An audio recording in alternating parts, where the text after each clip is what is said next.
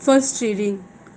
A reading from the Acts of Apostles, chapter 18, verses 23 to 28, where he spent a short time before continuing his journey through the Galatian country and then through Phrygia, encouraging all the followers.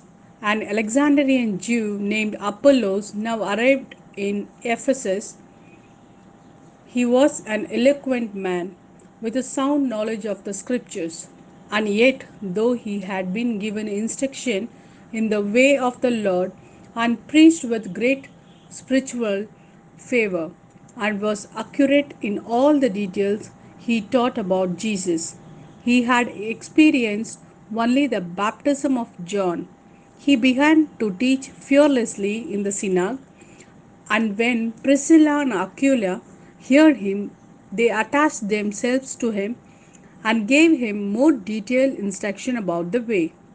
When Apollos thought of crossing over to Achaia, the brothers encouraged him and wrote asking the disciples to welcome him.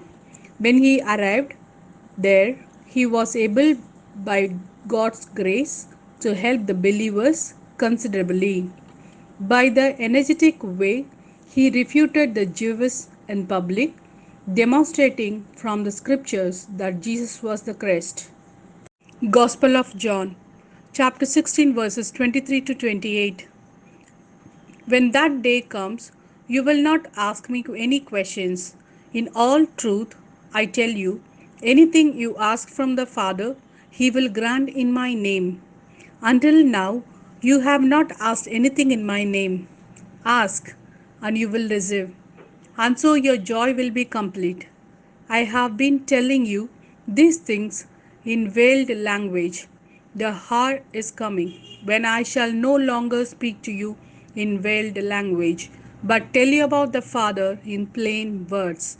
When that day comes, you will ask in my name, and I do not say that I shall pray to the Father for you, because the Father Himself loves you for loving me and believing that I came from God. I came from the Father and have come into the world, and now I am leaving the world to go to the Father.